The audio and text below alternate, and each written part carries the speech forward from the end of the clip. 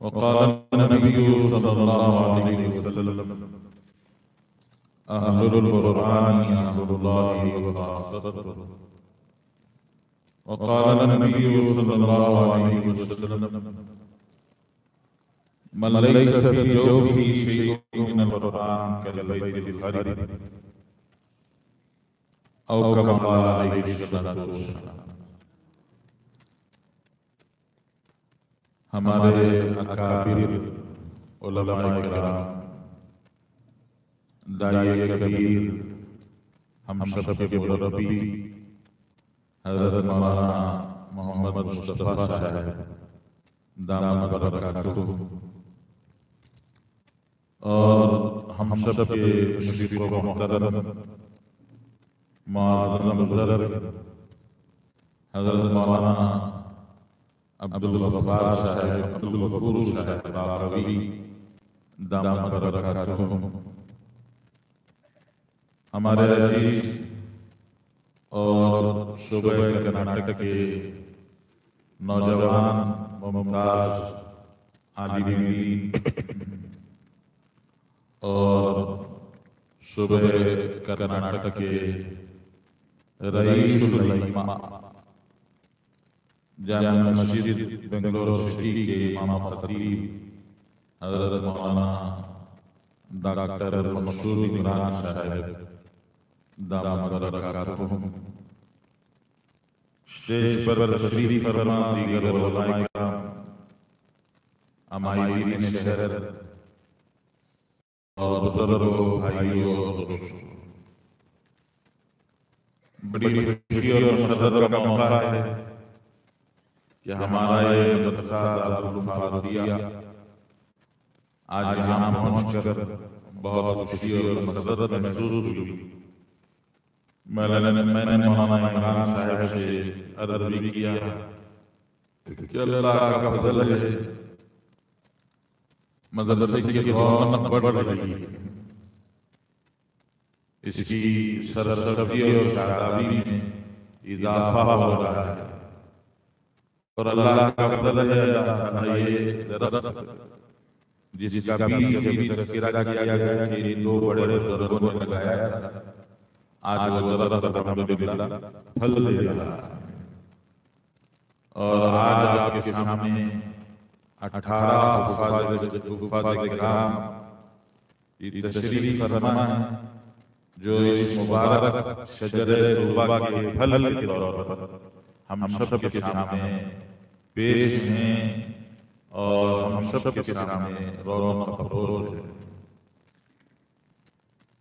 बुजुर्गों, भाइयों और दोस्तों, मदारिस इस्लामिया की यही कामयाबी है और यही खूबी है कि मदारिस इस्लामिया बहुत खामोशी के साथ, बगैर शोर के, बगैर चर्चे के, बगैर आवाज पुकार के, खामोशी के साथ काम करते हैं। जैसे फल देने वाला दरख्त शोर नहीं मचाता है, जब मौसम आता है तो वो खूबसूरत, मीठे, उम्दा, लाजवाब, मजेदार, शानदार फल देता है। ऐसे ही हमारे मदारिस इस्लामिया भी खामोशी के साथ काम करते रहते हैं। सालों की मेहनत के बाद माशाअल्लाह मदारिस से ये फल उम्मत को मिलते हैं और उम्मत दुनिया के कोनों तक, दुनिया के किनारों तक माशाअल्लाह पहुंचता है। मैं सबसे पहले अपने अजीज तलबा हुफ़ाज़ किराम को, जिन्होंने कुरान मजीद मुकम्मल किया, हाफिज़ कुरान बने और आज थोड़ी देर में इंशाअल्लाह उनके सरों पर पगड़ी रखी जाएगी और उनको सनदे शहादत, सनद तकमील हिफ्ज़ की दी जाएगी, शहादत तकमील हिफ्ज़ की दी जाएगी और उनका एहसास व इकराम होगा। दरमियान में एक गुजारिश मैं आपसे कर दूं, हम शादियों की, निकाहों की मजलिस में जाते हैं तो निकाह की मजलिस में निकाह के खत्म होने के बाद जब तक नौशा से मुलाकात नहीं होती उस वक्त तक हम अपने आप को मजलिस निकाह में आया हुआ नहीं तस्वुर करते। लेकिन बहुत दर्द के साथ में कहना पड़ता है, मदरसों के जलसों में जब हम जाते हैं तो वहां मदरसों के जलसों के जो नौशा होते हैं जी, तो उन नौशाओं को भूल जाते हैं। नौशाओं से मिलने के बजाय दस्तरखान की तरफ आगे बढ़ जाते हैं। इसलिए मैं आपसे गुजारिश करता हूं कि दुआ के बाद जी नमाज से पहले आप अपनी मोहब्बत का और इनसे ताल्लुक के इजहार के लिए जरूर इनसे मुसाफा कीजिए, इनसे मुलाकात कीजिए, इनको मुबारकबाद दीजिए। आज का ये इजलास इन्हीं के एजाज और इकराम में मुनक्किद हुआ है और इनको मुबारकबाद देना और इनके साथ में मोहब्बत का इजहार करना, यही आज के इस इजलास का मकसूद है। और फिर इन बच्चों को मुबारकबाद देने से हम अपनी अल्लाह से मोहब्बत, अल्लाह के कलाम से मोहब्बत, इसका हम गोया इजहार करते हैं। और अल्लाह ताला को ये बात बहुत पसंद है कि कोई बंदा अल्लाह से मोहब्बत, अल्लाह के कलाम और अल्लाह के कुरान से मोहब्बत का इजहार करे, ये अल्लाह को बहुत पसंद है। इसलिए मैं आपसे गुजारिश करता हूं कि जरूर इन बच्चों को मुलाकात करके मुबारकबाद पेश करें। मैं भी इन अजीज बच्चों को मुबारकबाद पेश करता हूं और मुबारकबादी के साथ साथ मैं इन तलबा को, अजीज बच्चों को सुनाना चाहता हूं कि मुबारकबाद सिर्फ हमारी तरफ से नहीं है, बल्कि फरिश्ते भी आज आपको मुबारकबाद पेश कर रहे हैं। और फरिश्तों की मुबारकबादी आसमान और जमीन के बनने से 1000 साल पहले फरिश्तों ने आपको मुबारकबाद पेश की है। मुबारकबादी के अल्फाज फरिश्तों ने अपनी जुबान से सुनाए। रसूलुल्लाह सल्लल्लाहु अलैहि वसल्लम की हदीस है, हजरत नबी पाक सल्लल्लाहु अलैहि वसल्लम ने इरशाद फरमाया, आला क़राअताहा व यासीन क़ब्ल ख़ल्क़िस समावाति वल अर्दि अल्फ़ि आम। आसमान जमीन के बनने से 1000 साल पहले अल्लाह जल्ल शानहू ने सूरह ताहा और सूरह यासीन पढ़ी। आसमान भी नहीं बना था, जमीन भी नहीं बनी थी, सूरज और चांद नहीं थे, सितारे तैयारे नहीं थे, कुछ नहीं था।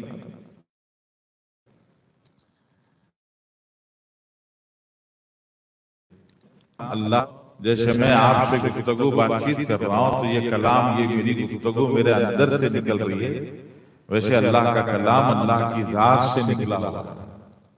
तो जब से अल्लाह है तब से अल्लाह का कलाम मौजूद है। तो आसमानों जमीनों के बनने से पहले अल्लाह का कलाम मौजूद था, कुरान मजीद मौजूद था। अल्लाह तबारक व तआला ने सूरह ताहा पढ़ी, सूरह यासीन पढ़ी। आप अंदाजा करें, अभी जलसे के आगाज में जब बच्चों ने कुरान की तिलावत की या ऐसे ही किसी मौके पर उम्दा और खुशगुलोई के साथ में कोई कारी कुरान, हमारे मौलाना कारी अतीकुर रहमान साहब भी माशाल्लाह बहुत उम्दा कारी हैं, बहुत अच्छा कुरान पढ़ते हैं। तो ऐसे कोई कारी माशाल्लाह अल्लाह का कलाम पढ़े, कुरान पढ़े, तो हम लोग कुरान नहीं समझते, लेकिन फिर भी जब कोई उम्दा और हुस्न आवाज के साथ, हुस्न सौत के साथ में कलाम अल्लाह पढ़ते हैं तो एक अजीब कैफियत तारी हो जाती है, एक जज्बा, एक सकीना तारी हो जाती है। आप तसव्वुर करके देखें, अल्लाह जल्ल जलालहु वालहु ने कुरान पाक की तिलावत की हो तो सुनने वालों की क्या कैफियत हुई होगी। अल्लाह जल्ल शानहु ने तिलावत फरमाई, फरिश्तों ने सुना, तो फरिश्तों पर एक जज्ब की कैफियत तारी हो गई। फरिश्तों ने उस जज्ब की कैफियत के साथ में मुबारकबादी के अल्फाज कहे।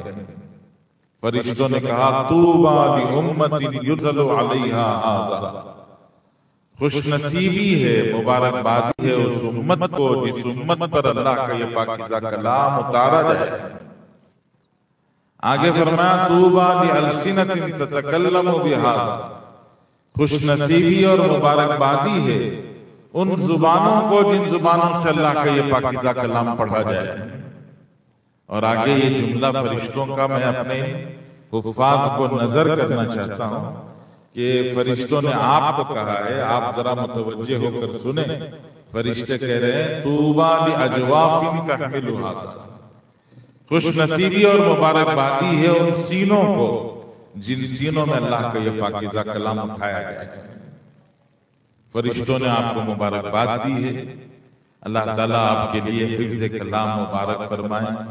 या अल्लाह की तरफ से उसके ऊपर मखमल का कपड़ा चढ़ाया जाता है, खूबसूरत, उम्दा, निहायत नफीस, बड़ा प्यारा संदूक तैयार करके उसमें एक मखमली और रेशमी थैली सीकर उसमें कुरान रखकर वो कुरान हदीयतन बच्ची को तोहफे में दिया जाता है कि बच्ची जहां और बहुत सारा साजो सामान लेके जा रही है, ये अल्लाह का कलाम भी लेके जाए।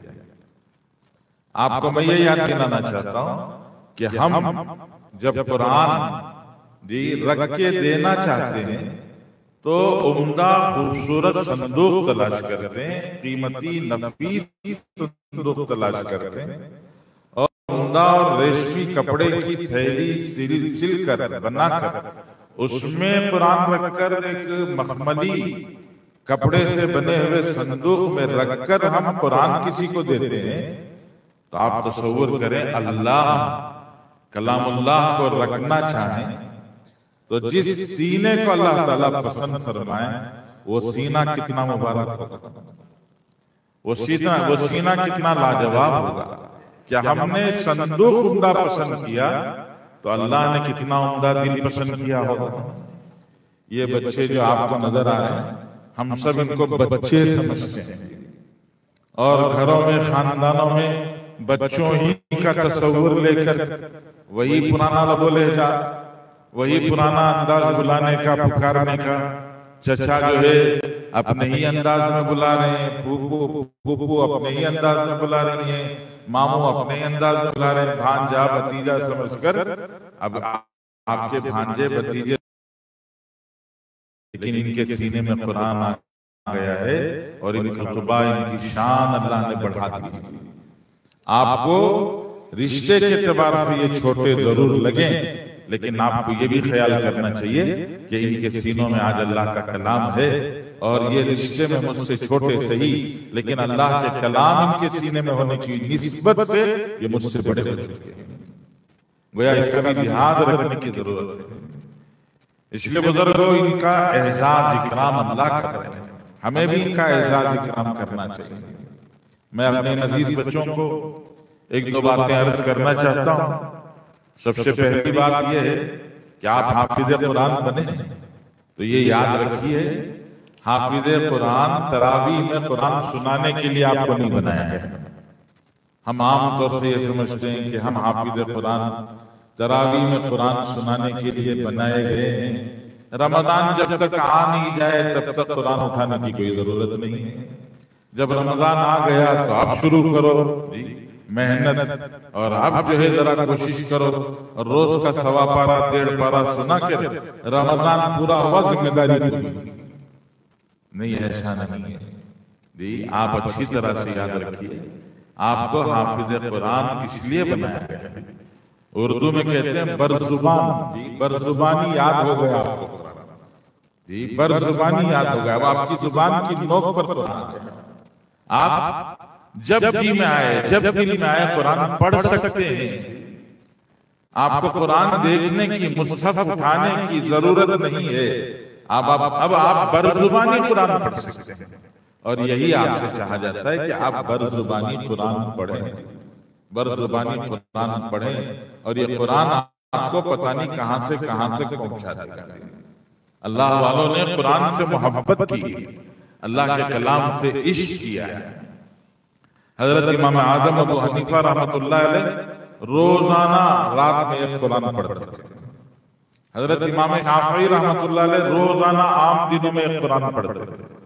रमजान में हजरत इमाम आजम अबू हनीफा, इमाम शाफई रात का एक कुरान, दिन का एक कुरान, तरावी का एक कुरान। रमजान में 61 कुरान उनके होते थे। हजरत इमाम नाफे रहमतुल्लाह क़िरात के एक इमाम है, इमाम नाफे। कुरान को 7 अलग अलग क़िरातों में पढ़ा जाता है। रसूलुल्लाह सल्लल्लाहु अलैहि वसल्लम ने सिखाया है जी। वो कुर्राए सबा में एक इमाम है, इमाम नाफे रहमतुल्लाह अलैह। इमाम नाफे रहमतुल्लाह अलैह 90 साल से ऊपर की उम्र में उनका इंतकाल हुआ। जब सकरात तारी हुई और आखिरी वक्त शुरू हुआ तो उनकी बहन हजरत इमाम नाफे की बहन मिलने गई। भाई का सकरात के आलम में जो हाल था उसको देखकर बहन को थोड़ा सा दर्द हुआ, आंखों से आंसू निकल आए और भाई के सामने जरा जी सूरत उनकी गमजदा हो गई। तो इमाम नाफे रहमतुल्लाह अलैह ने अपनी बहन को तसल्ली देते हुए इरशाद फरमाया कि बहन घबराना नहीं, अल्लाह का करम है। जिस जगह मेरा इंतकाल हो रहा है इस जगह पर मैंने 18,000 कुरान पढ़े हैं। जिस जगह मेरा इंतकाल हो रहा है उस जगह 18,000 कुरान। आप तसव्वुर करके देखिए 18,000 कुरान जी। वो जिंदगी के आखिरी हिस्से में चंद सालों में हजरत इमाम आजम अबू हनीफा रहमतुल्लाह अलैह को बादशाह ने कैद कर दिया। उम्र के आखिरी हिस्से में चंद साल कैद रहे और उसी कैद में जहर देकर आपको शहीद कर दिया गया। तो उलमा ने लिखा है शहादत से पहले जो चंद साल कैद खाने में हजरत ने गुजारे, उस कैद खाने में 6,000 कुरान हजरत ने पढ़े। कुरान से इश्क था, अल्लाह के कलाम से इश्क था। और जब अल्लाह के से इश्क हो जाता है, मोहब्बत हो जाती है, कसरत तिलावत होती है, अजीब अजीब बरकत है।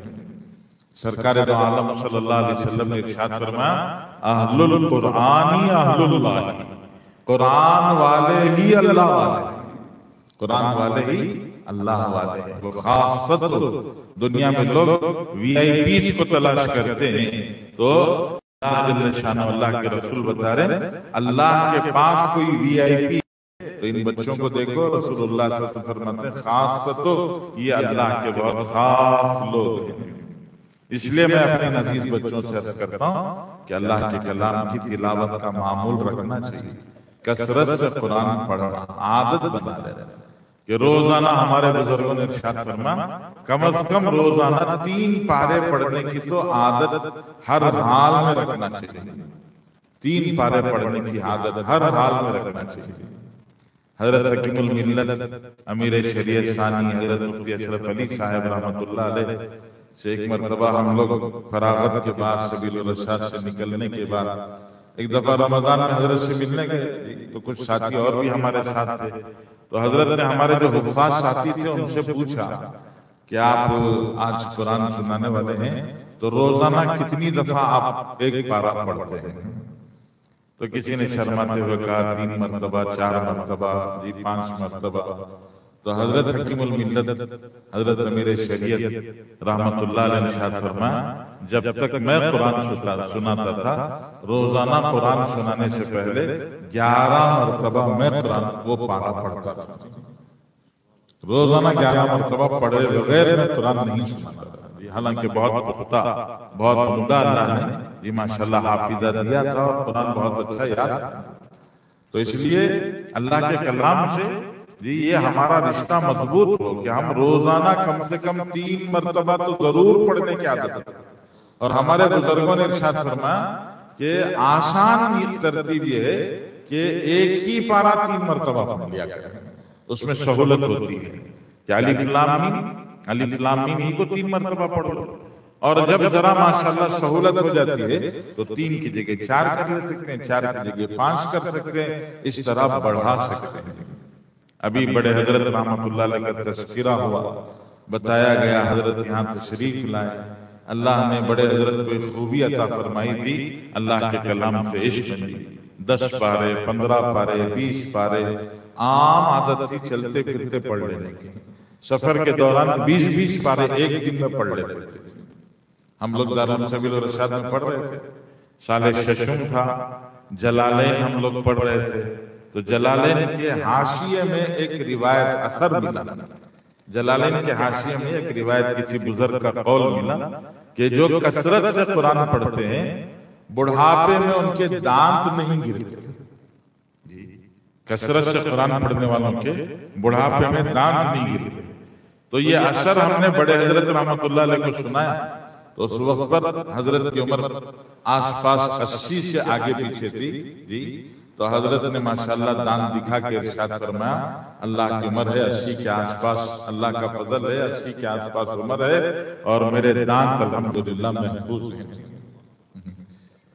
ये बरकत होती है कुरान की कि अल्लाह का कलाम कसरत से पढ़ना। मैं इन बच्चों से, अपने अजीजों से अर्ज करता हूँ कि आप नियत करो रोजाना, जैसे मदरसे में थे रोजाना 2 पारे सुनाना था जी। एक तरफ आमोख्ता के 2 पारे सुनाना पड़ता था, दूसरी तरफ सबक पारे का 1 पारा सुनाना पड़ता था, और तीसरी तरफ नया नया सबक 2 सफ़े 4 सफ़े 5 सफ़े वो सुनाना पड़ता था। नए सबक याद करने में काफी मेहनत लगती, काफी वक्त लग जाता था, वो ज्यादा वक्त घेर लेता। अब तो आपको नया सबक सुनाना नहीं है, सब याद किया हुआ है आपके लिए, अब पूरे का पूरा आमोख्ता हो गया। तो इस आमोख्ते को कसरत से पढ़ना, कम से कम 3 पारे, और कोशिश करें आगे बढ़े 3 से 4, 4 से 5। सरकार दो आलम सल्लल्लाहु अलैहि वसल्लम का इरशाद है, कल क़ियामत के दिन हाफिज़ कुरान से कहा जाएगा, युक़ालु लिसाहिबिल कुरान इक़रा वर्तक़ी वरत्तिल कमा कुन्त तुरत्तिल फ़िद दुनिया।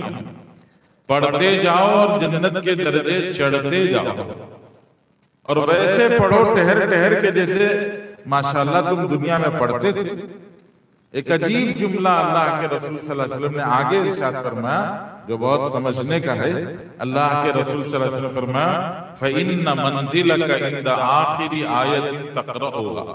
रसूलुल्लाह सल्लल्लाहु अलैहि वसल्लम फरमाया, जन्नत की बुलंदी पर जब तुम चढ़ोगे तो तुम्हारी आखिरी मंजिल कौन सी होगी? फरमाया, आखिरी मंजिल वो आखिरी आयत होगी जिसको तुम पढ़ोगे। यहां जरा गौर कीजिए, रसूलुल्लाह सल्लल्लाहु अलैहि वसल्लम ने ये नहीं फरमाया फ़इन्ना मंज़िलका इंद आखिरी आयतिल कुरान, कुरान की आखिरी आयत अल्हम्दुलिल्लाहि रब्बिल आलमीन से शुरू किया तो मिनल जिन्नति वन्नास पर आखिरी आयत में पहुंचोगे। तो हुजूर सल्लल्लाहु अलैहि वसल्लम ने ये नहीं फरमाया कि कुरान की आखिरी आयत तुम्हारी आखिरी मंजिल होगी, ये नहीं फरमाया, बल्कि रसूलुल्लाह सल्लल्लाहु अलैहि वसल्लम ने ये इरशाद फरमाया, जो आखिरी आयत तुम पढ़ोगे वो तुम्हारी आखिरी मंजिल होगी। इसके 2 मतलब उलमा ने बयान फरमाया। किसी ने कुरान पर मेहनत नहीं की, हाफिज़ कुरान तो बने लेकिन आहिस्ता आहिस्ता कुरान सीने से निकल गया। अब इमामत करते थे या कुछ और करते थे, मकतब पढ़ाते थे या जिंदगी में कुछ और काम में लग गए, तो चंद सूरतें, वो जो पूरा कुरान याद किया था वो तो आहिस्ता आहिस्ता निकल गया। अब चंद मशहूर सूरतें जुबान पर याद रह गई, दिमाग में महफूज रह गई, और जी दरमियान दरमियान से कुछ कुछ याद रह गया जो कसरत से पढ़ते थे, बाकी सब जहन से निकल गया। तो कल क़ियामत में जब अल्लाह जल्ल शानहू पढ़ने के लिए कहेंगे तो दुनिया ही में भूल गए थे तो आखिरत में कहां से याद आएगा?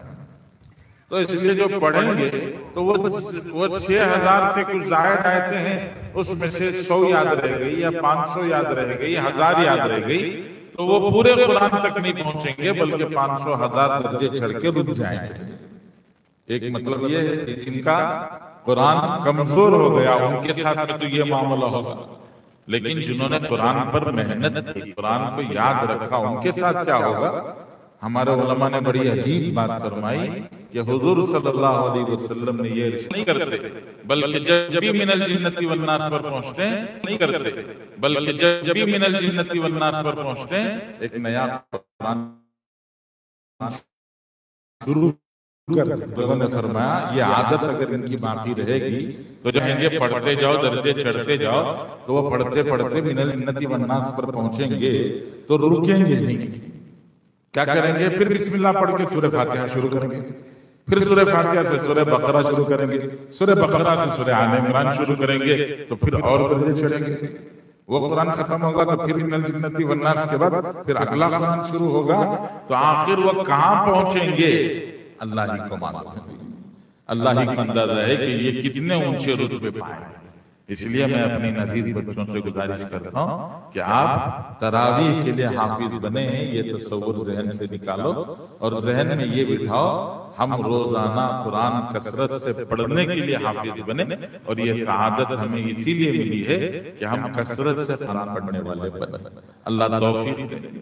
आप हजरात से भी गुजारिश है आपसे गुजारिश यही है, आमतौर से जब मदरसों के जलसों में बुलाया जाता है तो लोग समझते हैं मदरसे वाले चंदे के लिए बुला रहे हैं। यह आमतौर से जहनों में आता है। मैं अर्ज करता हूँ जी, चंदे के लिए नहीं बुला रहे। हमारे बड़े हजरत रहमतुल्लाह अलैह ने हमें बताया कि बच्चा अपने साथ अपनी रोजी लेके आता है। ये बच्चे जो यहाँ पढ़ रहे हैं ये मदरसे में नहीं थे, घरों में थे, तो ये पढ़ते थे A for ant, B for bat, C for cat, D for dog, ये पढ़ते थे। और वहां अल्लाह इनको भूखा नहीं रखा था। A for ant, B for bat, C for cat, D for dog पढ़ के 3 वक्त का पेट भर के खाना खाते थे। अब यहाँ मदरसे में आकर ये पढ़ रहे हैं बिस्मिल्लाहिर्रहमानिर्रहीम, अल्हम्दुलिल्लाहि रब्बिल आलमीन, अर्रहमानिर रहीम। तो आप बताइए ये फॉर एंट पढ़ के भूखे नहीं थे, बिस्मिल्लाहिर्रहमानिर्रहीम पढ़ के भूखे रहे? अल्लाह ताला इनको भूखा नहीं रखेगा। आप मदरसों में जाके देखिए जी, अल्लाह ताला मदरसों में बच्चों को ताजा खिलाता है, 3 वक्त ताजा। मैं अक्सर अर्ज करता हूँ, जो आदमी जितना बड़ा मालदार होता है वो उतना ज्यादा बासी खाता है जी। जितने बड़े मालदार होंगे उतना बड़ा फ्रीजर होगा, और उस फ्रीजर में 8-8 दिन 15-15 दिन का गोश्त, तरकारी सब कुछ रखा हुआ होगा। तो वहां क्या करते हैं? जितने बड़े मालदार उतना ज्यादा बासी खाते हैं जी। यहाँ अल्लाह का फजल है, अल्लाह जल्ल शानो इन बच्चों को सबसे उम्दा और तरोताजा खिलाते हैं। यहाँ मदरसों में नाश्ते में अलग पकता है, दोपहर में अलग पकता है, रात में अलग पकता है। हम 8 साल रहे दारुल सबिल इरशाद में जी, हमारे मौलाना मकसूद साहब 8 साल मदरसे में रहे। आप पूछें जी, 8 साल के अरसे में हर दिन बड़े हजरत ने तय किया था शाम को रात को गोश्त मिलेगा, एक दिन भी मिस नहीं हुआ। हम खुद कभी कभी क्या करते, गोश्त खा खा के बेजार हो जाते तो देर से जाते, तो वहां दारोगा साहब थे, वो अंडा देते थे, तो हम जरा देर से जाते तो हमें वो कच्चा अंडा मिलता, तो वो कच्चा अंडा लेके दूसरे दिन दोपहर में कुछ छाकना बना के खा लेते। तो इस तरह रोजाना गोश्त पकता था। यहाँ माशाल्लाह नाश्ते में ताजा पकता है, दोपहर में ताजा पकता है, रात में ताजा पकता है। और हमारे घरों में भी माशाल्लाह ऐसा होता है कि एक वक्त पका लिया, 2 दिन तक खा लिए वही सालन, लेकिन यहाँ नहीं होता। मदरसों में हर वक्त माशाल्लाह अल्लाह ताला ताजा खिलाते हैं, और उम्दा से उम्दा, बेहतर से बेहतर अल्लाह ताला खिलाते हैं। अभी लॉकडाउन गुजरा जी, लॉकडाउन के जमाने में भी दारुल देवबंद के बारे में वहां सैकड़ों तलबा जी फंस गए थे, उनके खाने का निजाम चल रहा था और पूरे इलाके में कहीं गोश्त नहीं मिलता था, लेकिन दारुल देवबंद के बच्चों के लिए रोजाना गोश्त लॉकडाउन में भी मिलता था। तो अल्लाह खिलाते हैं इन बच्चों को। हजरत शेख सादी रहमतुल्लाह अलैह ने इरशाद फरमाया, बड़ा अजीब शेर है हजरत शेख सादी का। हजरत शेख सादी फरमाते हैं, ए करीमे के अज खजाने गैब वजीफा खोर दारी जी, ए करीमे के अज खजाने गैब गबरो तरसा वजीफा खोर दारी, दोस्तारा कुजा कुनी महरूम तू के बाद दुश्मना नजर दारी। हजरत फरमाते हैं कि ए वो करीम जो अपने खजानों से नाफरमानों को खिलाता है, इन फरमा बरदारों बिस्मिल्लाह अल्हम्दुलिल्लाह पढ़ने वालों को तो भूखा रखेगा, दोस्तों को कहाँ महरूम रखेगा, तो दुश्मनों को खिलाने पिलाने वाला है। इसलिए हम अर्ज करते हैं जी, आप अपना माल मदरसों पर खर्च करें तो आपकी खुशनसीबी है, आपकी खुशनसीबी है, हमारी तरफ से सवाल नहीं है जी।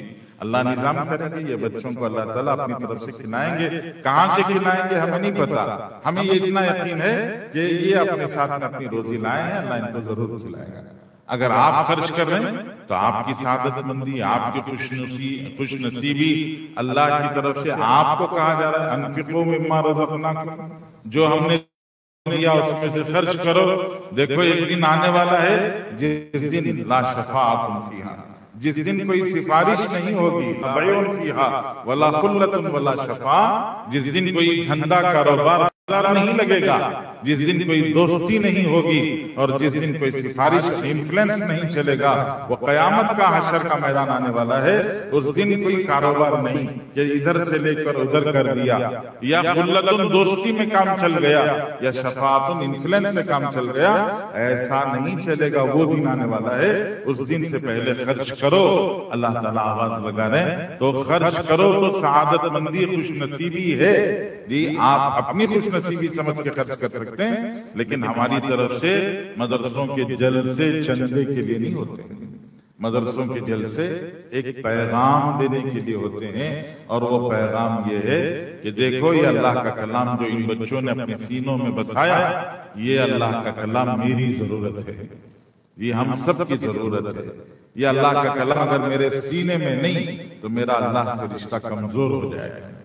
कुरान पाक हर साल में जी 2 मरतबा कुरान पढ़ के खत्म करना कुरान का हक है। साल में 2 मरतबा कुरान पढ़ के कुरान मुकम्मल करना, खत्म करना कुरान का हक है। अगर आप 65 साल की जिंदगी दुनिया में गुजार के जा रहे हैं, तो उसमें 15 साल बचपन के निकाल दें तो 50 साल आपकी अमल की और शऊर की उम्र है। और इस 50 साल के मरने से पहले 100 कुरान लेके अल्लाह के पास जाना आपके ऊपर कुरान का हक है। अगर ये 100 कुरान आपके पास नहीं है तो फिर वहां आपको पकड़ लेंगे। अल्लाह जल्ल शानहू के सामने कुरान खड़ा हो जाएगा जी। ये नहीं सदके दे लिए थे, हज कर लिया था, उम्रा कर लिए थे, दीन के काम कर लिए थे, फुला फुला कर लिए थे, नहीं, वो सब एक तरफ रह जाएगा। और कुरान जब खड़े होकर कहेगा परवरदिगार इसने मेरा हक नहीं अदा किया, तो अल्लाह कुरान की बात को गौर से सुनेंगे और उसके हक में फैसला करेंगे। इसलिए कुरान का हमसे मुतालबा है कि हम कुरान देख के पढ़ सकें जी, देख के पढ़ें, थोड़ा थोड़ा करके जी, थोड़ा थोड़ा करके कुरान खत्म करें। रोजाना 1 पारा पढ़े, नहीं पढ़ सकते 100 पारा पढ़े, लेकिन कम से कम साल में 2 मरतबा कुरान जरूर खत्म करें। ये कुरान का हम सब पर है जी। मैंने कबूल किया कहा, एक नौजवान ने जब उसके सामने काजी साहब ने पूछा कि आपने फलां की बेटी को कबूल किया, तो नौजवान ने कहा मैंने कबूल किया अल्हम्दुलिल्लाह। तो मैंने कबूल किया अल्हम्दुलिल्लाह कहकर बीवी को साथ लेके नहीं गया। तो मोहल्ले वाले कहेंगे भाई तुम्हारा निकाह हुआ था, तुम्हारी बीवी तुम्हारे जी ससुराल में है, अपने घर लेके जाओ। नौजवान मुतवज्जह नहीं हुआ तो पूरा खानदान आ जाएगा। फिर भी नहीं सुना तो पूरी की पूरी बस्ती जमा होके पंचायत रख देंगे और रख के कहेंगे निकाह हुआ है, अपनी बीवी को अपने साथ लेके जाओ कि तुम्हारे ऊपर बीवी का हक बन गया। तो जैसे शादी करने से बीवी का हक बन गया, वैसे दोस्तों ये उम्मत मोहम्मदिया में पैदा होने की वजह से कुरान का हम पर हक बन गया। और सिर्फ हक अदा करने से काम नहीं चलेगा। बीवी को 2 वक्त की रोटी दे दी, साल में 2 जोड़े पहनने के लिए दिए, तो जिंदगी चैन से नहीं गुजरेगी। बीवी से मोहब्बत करेगा तो जिंदगी चैन। इसलिए आप सबसे हमारी आज के हमारे इस जलसे का यही पैगाम है कि हम सब कुरान पढ़ने वाले बने जी। हम कुरान सीखने वाले बने, कुरान पढ़ने वाले बने। हमारा तालिब इल्मी का जमाना था, हम लोग सबील रशाद में पढ़ते थे। रमजान खत्म होता तो रमजान की छुट्टियों के बाद जब बच्चे वापस मदरसों में आते तो रमजान में बहुत सारे लतीफे हो जाते। बच्चे अलग अलग करियों में देहातों में जाते थे, तो वहां देहातों में कोई ना कोई किस्सा हो जाता, वो लतीफे सुनते, किस्से कहानियां होती। हमारे एक साथी गए बेंगलोर के करीब के एक छोटे से करिए में, तो उनकी बहुत अच्छी आवाज थी, बहुत प्यारा कुरान पढ़ते थे। तो वो फजर की नमाज उन्होंने पढ़ाई, सूरह फातिहा पढ़ी, तो बहुत अच्छी आवाज में सूरह फातिहा पढ़ी।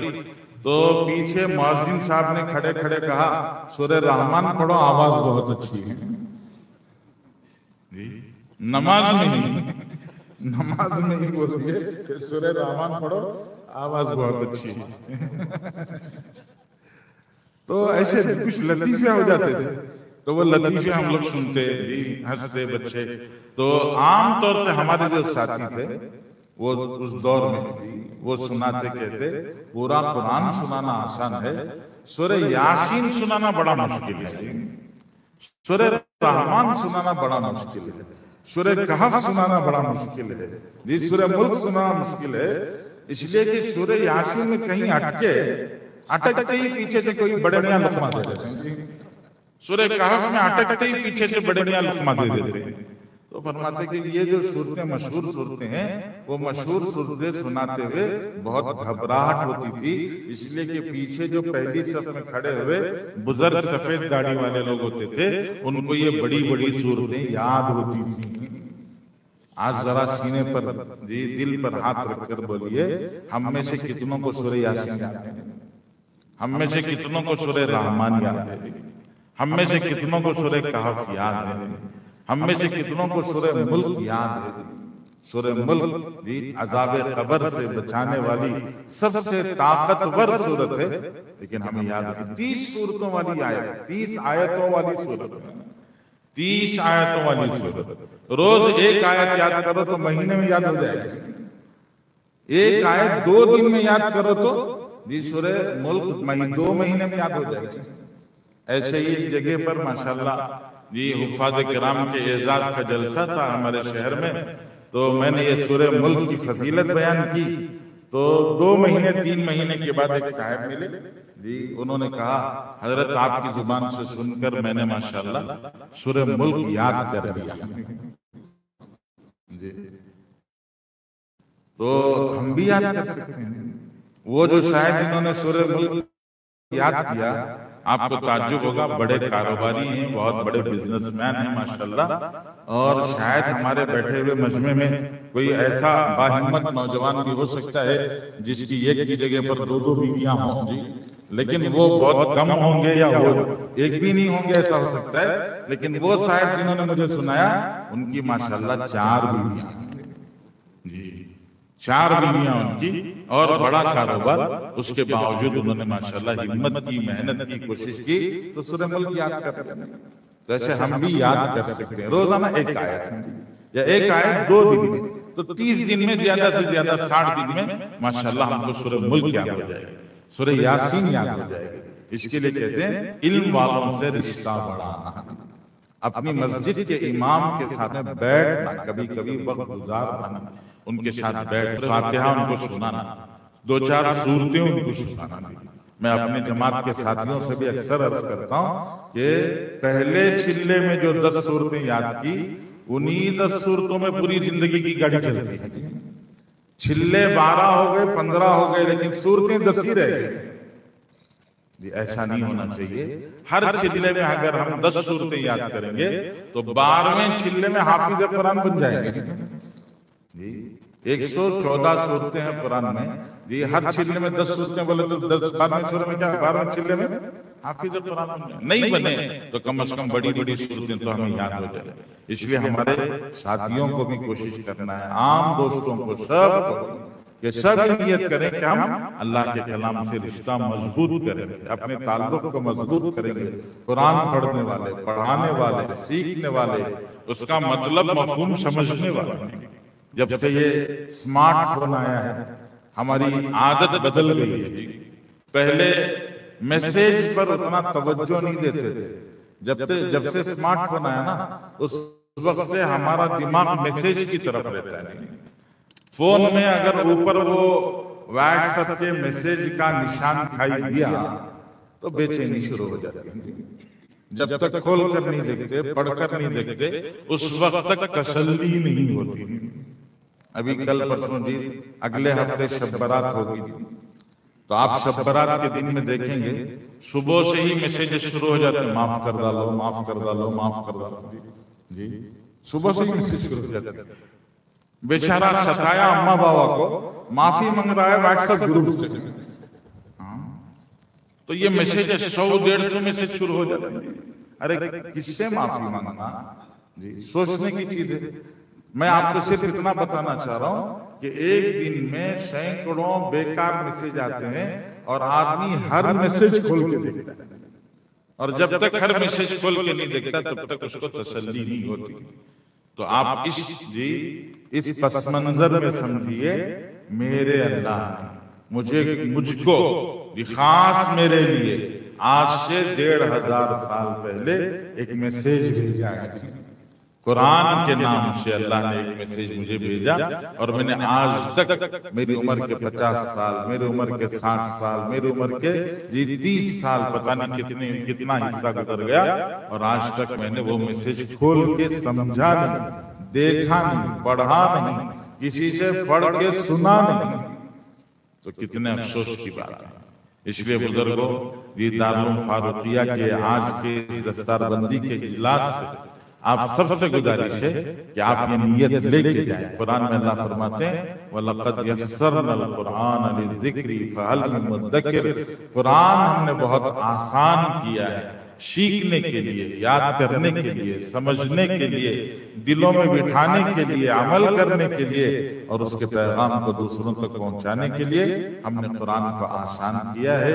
इसलिए हम सब अपना रिश्ता अल्लाह के कलाम से, कुरान से मजबूत बनाएं। अल्लाह मुझे, आपको, पूरी उम्मत को इसकी तौफीक नसीब फरमाए। मैं शुक्रगुजार हूँ ये हमारे इन दोनों बुजुर्गों का कि आज के इस अहम इजलास में ये याद फरमाया और 2-4 दिन की ईमान की बातें आपके सामने अर्ज करने का मौका दिया। और आप सबका भी शुक्रगुजार हूँ कि माशाल्लाह आपने दीन की जो 2-4 बातें अर्ज की गई उसको मोहब्बत से, अज़मत से सुना। जी अल्लाह ताला आप सबको जज़ाए खैर नसीब फरमाए। जी मैं अपने तमाम बुजुर्गों का, मौलाना मकसूद इमरान साहब का और हमारे कारी अतीकुर रहमान जी माशाल्लाह मुसलसल जी पीछे पड़े रहे और इसरार करते रहे। आज हालांकि जी हलियाल का इज्तिमा था, लेकिन मौलाना अतीकुर रहमान साहब के इसरार की वजह से जी वो इज्तिमा छोड़कर यहाँ आपके इस इजलास में आने का अल्लाह ने मौका दिया। अल्लाह ताला आप सबको जज़ाए खैर नसीब फरमाए। व आखिरु दावाना अनिल हम्दुलिल्लाह।